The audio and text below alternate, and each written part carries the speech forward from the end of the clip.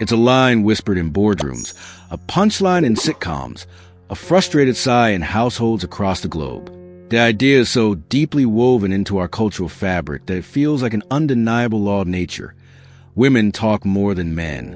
We've all heard it, and many of us have believed it. The stereotype of the gossiping friend, the overly detailed storyteller, the partner who needs to talk things through. This simple observation has shaped perceptions for generations. But what if this universal truth is a universal misunderstanding? What if behind this cliché lies a complex story about power, evolution, and human connection? This isn't a new idea. The image of the chattering woman is ancient, a caricature passed down through centuries. It's a convenient label, a simple box to place half the population in. But reducing communication to a mere word count is a profound oversimplification. The real question isn't if women speak more, but why this belief is so persistent. Where did it originate?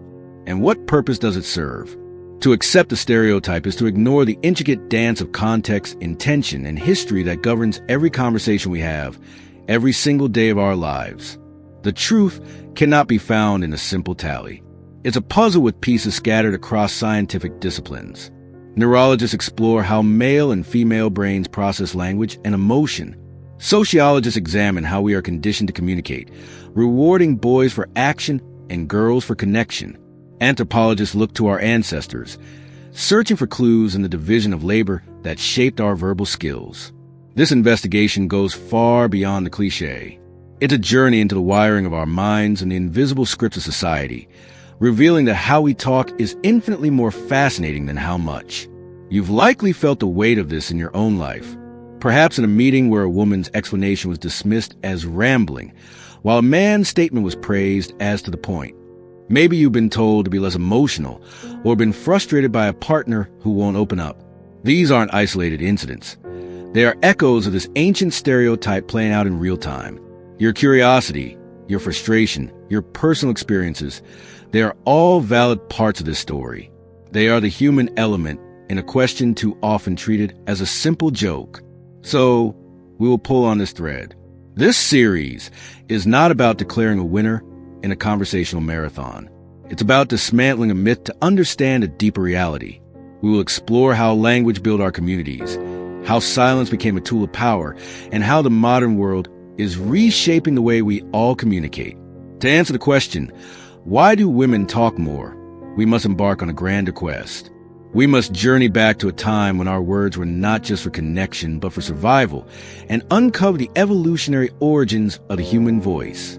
The idea of the talkative woman is not a modern invention. It is an ancient echo, a whisper that has traveled to millennia from the very cradles of Western thought.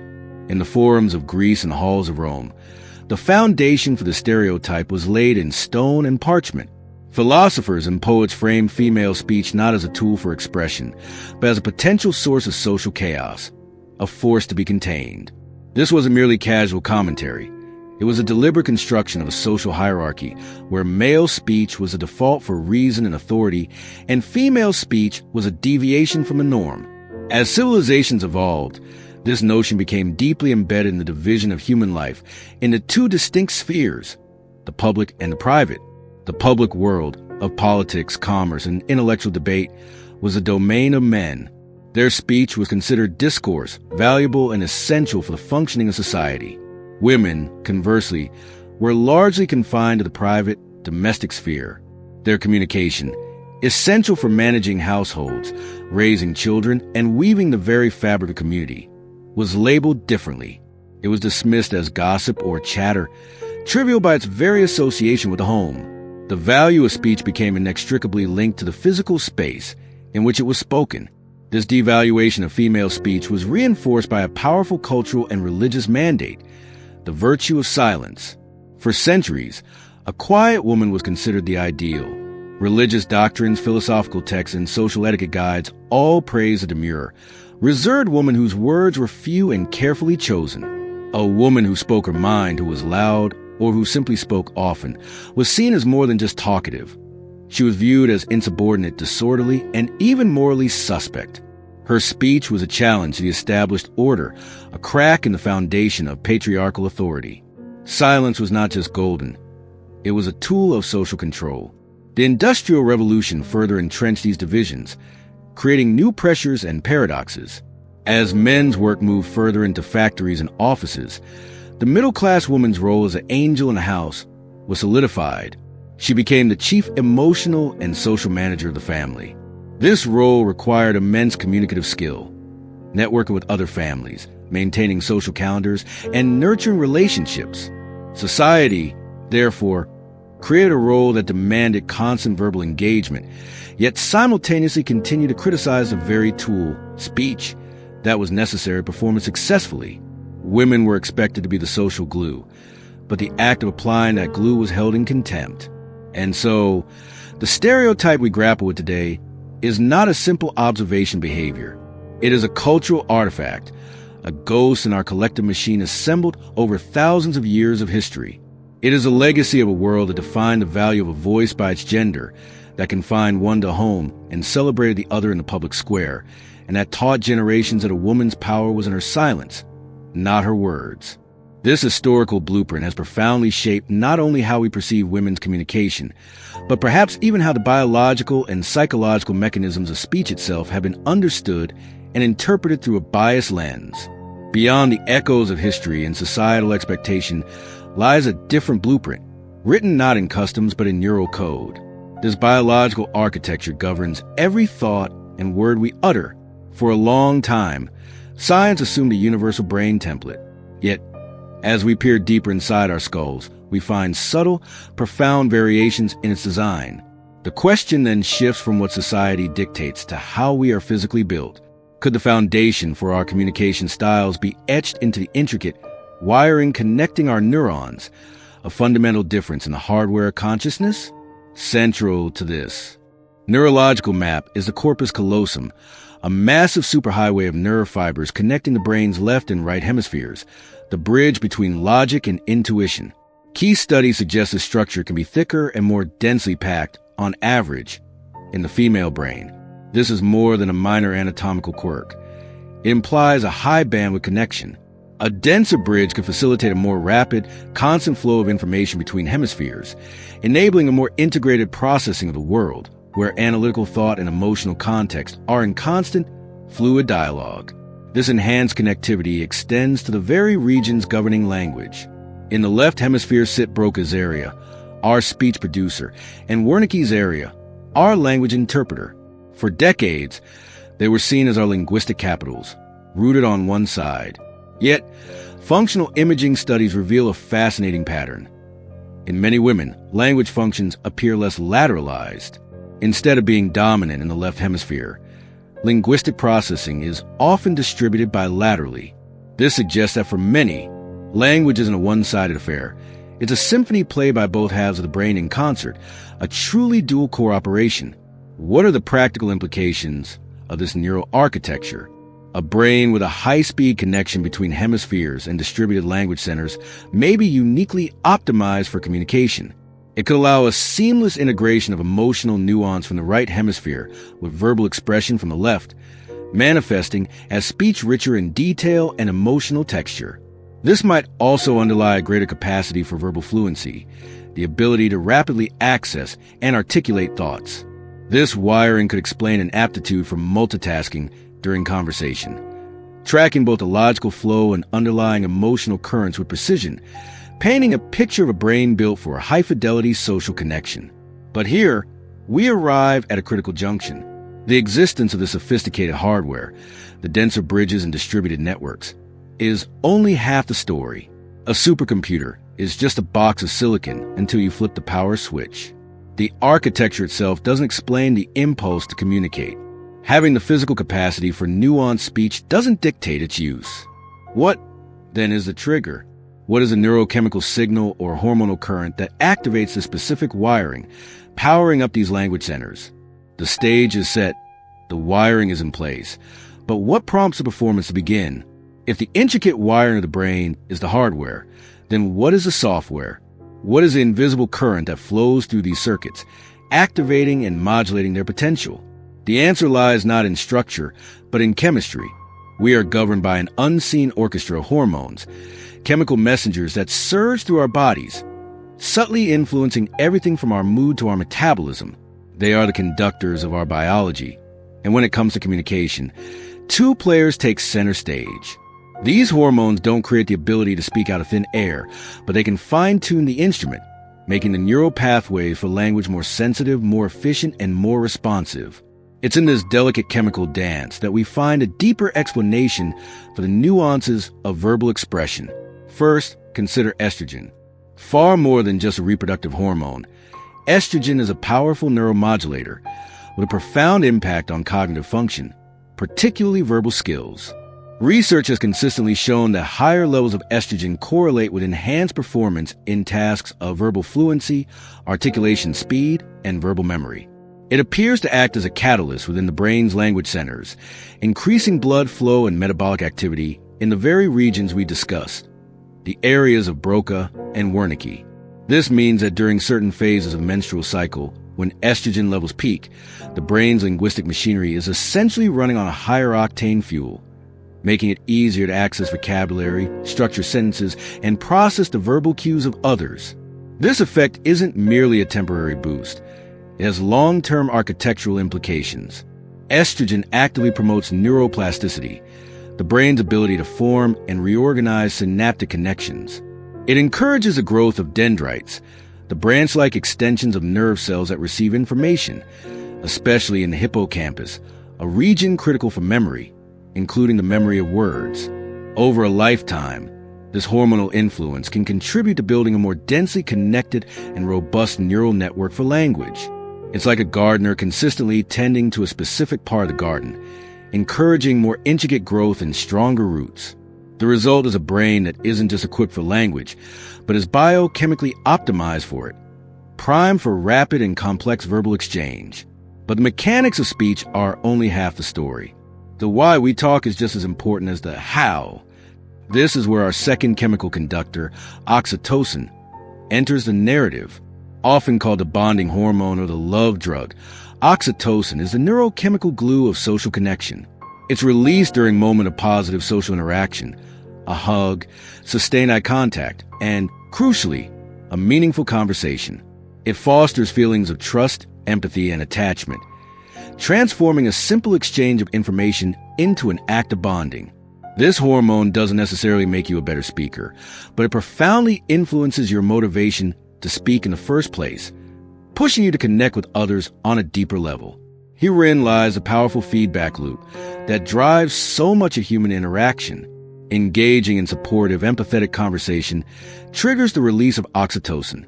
This release generates a pleasant, rewarding sensation of belonging and trust, which in turn reinforces the very behavior that caused it. We talk, we feel connected, and so we want to talk more. Oxytocin effectively recasts conversation not as a mere transactional tool, but as a fundamental biological imperative for creating and maintaining social bonds. It is a chemical reward for our tribal nature, the internal mechanism that ensures we don't just communicate to survive, but that we communicate to thrive together, weaving the very fabric of society one conversation at a time. Yet this intricate dance of hormones and neural wiring doesn't exist in a vacuum. They are not biological accidents, but ancient scripts written by natural selection for a single purpose: survival. For decades, our understanding of this primal drive was dominated by a stark binary, fight or flight, a brutal, reactive response apparel. But what if this was only half the story? What if, hidden within our deep evolutionary past, lies a more subtle, collaborative strategy for staying alive on? That relies not on fists, but on voices? This is a world of tend and befriend, a concept proposing a different response to stress, one primarily honed in the female experience. When faced with a threat, the instinct wasn't always to confront or to flee. For an individual protecting vulnerable offspring, either choice could be a death sentence. Instead, a more sophisticated strategy emerged: to quiet and protect the young, to tend, and to forge powerful social alliances for mutual protection, to befriend. This wasn't passive. It was a complex survival calculus, a quiet revolution in human evolution. And what is the primary currency of these alliances? The essential tool used to share vital information about predators, resources, or the trustworthiness of an outsider. It is language. Complex, nuanced communication becomes a very fabric of the tend and befriend network. It is a mechanism for negotiating social dynamics, resolving internal conflicts, and coordinating care for the group's most precious asset, the next generation. In this world, speech is not a social grace. It is a survival technology, as critical as fire or sharpened stone. This immense evolutionary pressure would have relentlessly favored brains that were masters of this tool. Natural selection would champion individuals with a heightened ability to process verbal information, to read subtle emotional cues in another's voice, and to build rapport through conversation. The very neurological structures we've explored, the dense connections, the specialized language centers, can be seen as a biological answer to this ancient social demand. The ability to forge and maintain these complex bonds through communication was a direct advantage, a safety net woven from words. We arrive, then, at a powerful convergence, a brain architecture potentially primed for verbal fluency, a hormonal system rewarding social bonding through speech, and an evolutionary history where that communication was a cornerstone of survival. This biological foundation is undeniable, an echo from our ancestral past. But it raises the most critical question of all. Is this ancient hardware the end of the story? Is our biology our destiny? Or is it merely a platform, an empty stage upon which our culture, upbringing, and experiences write the final, defining script? But that ancient wiring, the deep echo from our evolutionary past, is only half the story. The other half begins the moment we are born, onto a stage already set. Before a child can form a single word, they are handed a script, not paper and ink, but one woven from the fabric of culture. This subtle shaping begins not with lessons, but with objects. It is a silent curriculum taught in the language of dolls and toy cars, where the rules of engagement are defined long before we can choose to play. Now, consider the universe of the playroom our first training ground. For many girls, it is a world built for narrative. Dolls need comforting. Tea parties require hosting, and playhouses become stages for intricate domestic dramas. This play is inherently verbal. It demands negotiation, role-playing, and articulating feelings. The very tools are springboards for conversation. In contrast, boys' toys often emphasize action and problem-solving, building blocks, race cars, and figures locked in epic battles. This play hones different skills, but the currency of success is frequently doing, not discussing. This script is then reinforced by its primary directors, the parents. Research reveals that caregivers, often unconsciously, communicate differently with sons and daughters. With girls, adults tend to use more emotional language, ask more questions about feelings, and engage in longer, collaborative conversations. They are unknowingly coaching connection through words. With sons, the language often becomes more direct, focused on instructions and actions. This creates a powerful feedback loop. Each gender is encouraged along a specific linguistic path, their style amplified by thousands of interactions until pattern feels innate. The training ground then expands from home to classroom, where these patterns are entrenched. A girl who uses words to organize a game or resolve a dispute is often praised for her maturity. She learns that verbal dexterity is a valuable asset, a tool for building harmony and gaining approval. A boy, in contrast, might gain status through physical skill or leading a competitive activity. The social rewards are subtly tilted. The classroom and playground become arenas reinforcing that for girls, talking is a primary social action, while for boys, it is often a means to an end. Ultimately, this constant pressure is internalized, becoming part of one's identity. A girl doesn't just learn to talk about feelings. She learns that this is a currency of friendship. Her sense of self becomes intertwined with her ability to connect verbally. A boy learns that his value is often demonstrated through what he can build, achieve, or win. Communication becomes a tool for conveying information and establishing status. These are not absolute laws, but powerful currents in socialization. So if the world is a stage where we are handed these scripts at birth, what happens when we dare to improvise? With the stage set by evolution and society, we arrive at a deeper, more fundamental question. It's not just about how many words are spoken, but why they are spoken in the first place. Every conversation we have, from a boardroom negotiation to a late-night confession, serves one of two hidden purposes. This distinction, uncovered by linguist Deborah Tannen, is perhaps the single most important key to understand the perceived communication gap between the sexes. It's the difference between speaking to convey information and speaking to create connection. One is a transaction of data. The other is a transaction of emotion. And once you see this invisible framework, you can never unsee it. It reframes every argument, every silence, and every misunderstanding you've ever had. The entire puzzle of human interaction begins to shift, revealing a simple, powerful truth. This first purpose is what's known as report talk. Think of it as the language of the public sphere. Its primary goal is to transmit information, to assert one's knowledge, and to negotiate and maintain status in a hierarchical social order.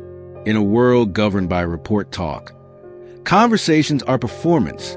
You talk to demonstrate what you know, to prove your competence, and to solve problems directly and efficiently. The focus is on the message itself, its accuracy, its logic, its impact. This style is often seen as a default in professional settings, in politics, and in public debates. It's direct, instrumental, and goal-oriented. The value is not in the sharing, but in the content that is shared. For many men, socialized in competitive environments, this becomes a primary, most rootable mode of communication. The second, contrasting purpose is rapport talk. This is a language of the private sphere, a world built on connection and intimacy. The primary goal here is not to convey information, but to establish and maintain relationships. It's a tool for creating community and finding common ground. In rapport talk, the explicit content of the conversation is often secondary to the implicit act of talking itself. Sharing experiences, expressing feelings, and offering support are the currency of this world. It's about building consensus and avoiding the appearance of superiority. The very act of engaging in conversation is a sign of closeness. This is a communication style that creates the intricate social networks we explored earlier, and for many women, it is the fundamental language of friendship and intimacy. By the way, if this distinction is already causing a light bulb to go off in your head, show your support by hitting the like button and share in the comments which style you think you use more often. Herein lies the source of infinite conflict. The disconnect doesn't happen because one style is right and the other is wrong, but because they operate with entirely different rule books. When one person, operating in report talk, hears a problem, their instinct is to offer a solution. It's an attempt to display competence and be helpful. But for the person operating in rapport talk, who shared the problem to create a moment of connection, an unsolicited solution feels dismissive. It's as if their feelings were ignored in favor of a quick, impersonal fix. They weren't looking for a report. They were looking for rapport. This is why simply counting words is a fool's errand. A 5-minute, solution-focused report can feel far less intimate than a 30-minute conversation that goes nowhere in particular but builds a powerful emotional bridge. So, we see it's not a simple matter of men being from Mars and women from Venus. It's a matter of navigating two different conversational worlds that often occupy the same space. We are all bilingual, capable of speaking both languages, but we are often socialized to have a strong preference for one over the other. This preference shapes our expectations, our frustrations, and our definitions of what a good conversation even is. The true mystery, then, is not which style is better, but what happens when these two powerful currents of communication collide within our most critical relationships.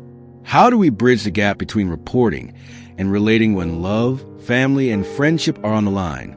The consequences of this collision are profound, shaping the very fabric of our daily lives. But this drive for rapport is more than just a tool for social bonding. It is a sophisticated, almost subconscious mechanism for emotional regulation. Think of it as a form of external processing, where the chaotic, abstract world of feeling is given structure and meaning through the act of speech.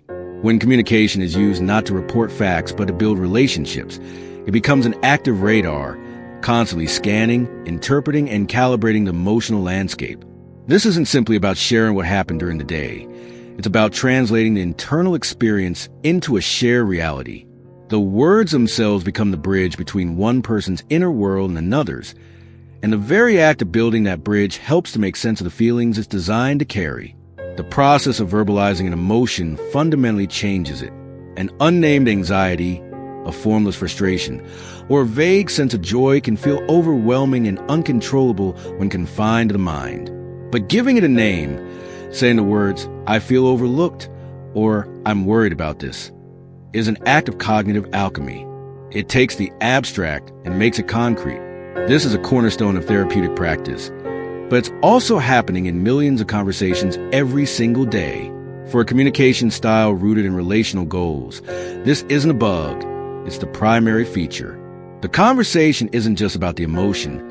The conversation is the processing of the emotion. This emotional radar requires more than just a transmitter. It needs a sensitive receiver. This is where empathetic listening becomes a critical, non-negotiable component of the entire system. The goal isn't merely to speak into a void, but to be heard, understood, and validated. The listener's role is not to solve a problem or offer a solution, a classic pitfall of report-style communication intersecting with rapport-style needs.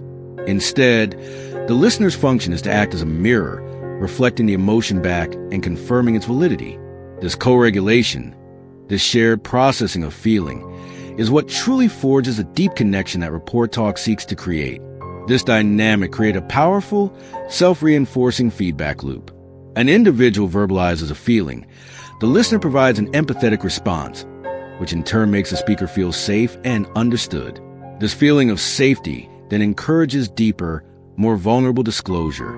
It's a cycle that builds on itself, explaining not just the quality of the interaction, but also the sheer quantity. The conversation needs to be longer because the emotional exploration is happening in real time. It's not a concise summary of conclusion already reached. It is the messy, intricate, and ongoing process of reaching that conclusion together, word by word. Ultimately, this entire framework functions as a constant, humming emotional sonar. It uses the medium of spoken language to map the hidden topographies of relationships and the self. It seeks to ensure alignment, to detect subtle shifts in the emotional climate, and to maintain a state of equilibrium through connection. For those who operate primarily with this radar, silence isn't neutral. It can feel like a system shut down, a loss of signal, a void where there should be data. This is why the phrase "we need to talk" carries such immense weight. It's a request to turn the system back on, to recalibrate, and to resume the essential work of navigating human experience together. But what happens when the very purpose of the conversation shifts? Place the same individuals, previously engaged in intimate relational dialogue, into a corporate boardroom, and the entire dynamic is inverted. Suddenly, the currency is not connection, but information. The goal is not mutual understanding, but persuasion and the assertion of status.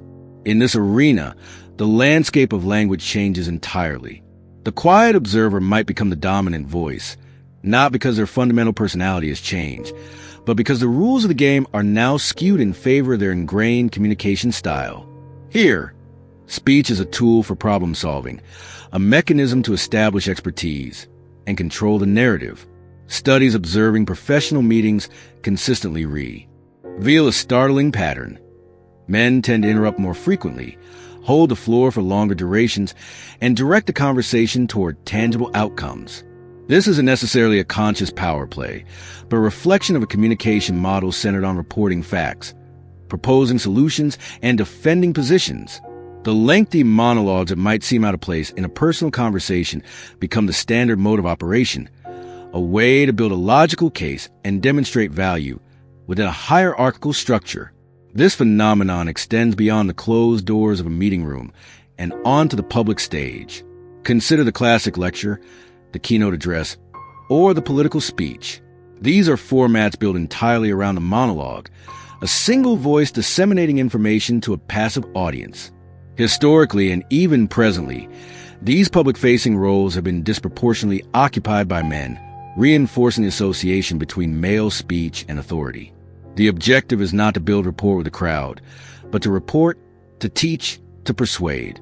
In this context, speaking at length is not just accepted, it is the entire point of the exercise. The same pattern emerges in less formal, yet equally specialized environments. Gather a group of enthusiasts discussing a shared, complex hobby, be it vintage car restoration, intricate financial markets, or competitive gaming strategies. Here, the conversation becomes a torrent of data, statistics, and technical jargon. The person who speaks the most is often the one perceived as the most knowledgeable.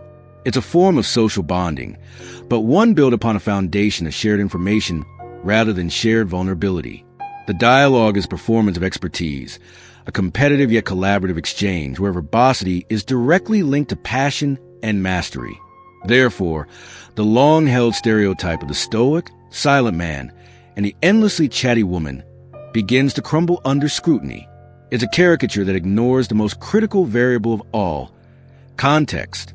The environment and the objective of the communication are the true determinants of who speaks more. The boardroom, the podium, and the enthusiast workshop are all theaters where the script favors report talk. And in these plays, men often have the longest lines. The question we should be asking is not who is inherently more talkative, but rather which social settings are designed to amplify certain voices over others. If the boardroom and public lecture can so easily invert our expectations, we must ask a more profound question. What if the variable we've obsessed with, gender, is merely a minor character in a grander play? Perhaps the true master of our conversations isn't biology, but the stage upon which we speak. This is a critical shift. The environment isn't a passive backdrop, but an active force that assigns roles, dictates pace, and distributes the speaking parts. It defines the unwritten rules of engagement before a word is uttered, shaping our interactions in ways we rarely perceive. Consider the current of hierarchy. In a corporate meeting, the CEO speaks. In a university classroom, the professor lectures. This dynamic isn't governed by chromosomes, but by established authority. The person perceived to hold the most knowledge or status is granted the conversational floor. This permission to dominate the airspace is a function of their role within that context. The same executive who commands a boardroom for an hour might be a quiet listener at a family dinner, a testament to how quickly the mantle of verbosity is passed when the stage changes. Then there's the variable of familiarity. The way you communicate with a stranger is fundamentally different from how you speak with a partner of 20 years. With strangers, our language is often more guarded, a carefully constructed performance. With those inside our circle, communication becomes a shorthand, built on shared experiences and unspoken understanding. This intimacy allows for a different verbal flow, more emotional or expansive because a foundation of trust is there. This shift isn't about being male or female. It is entirely about the relational distance between speakers. And what are the conversation's purpose? The why is perhaps the most potent contextual force. Are you there to negotiate a deal or comforting a friend who has suffered a loss? The first scenario demands precision and assertive language. The second requires empathy, patience, and the art of listening. One is transactional, the other relational.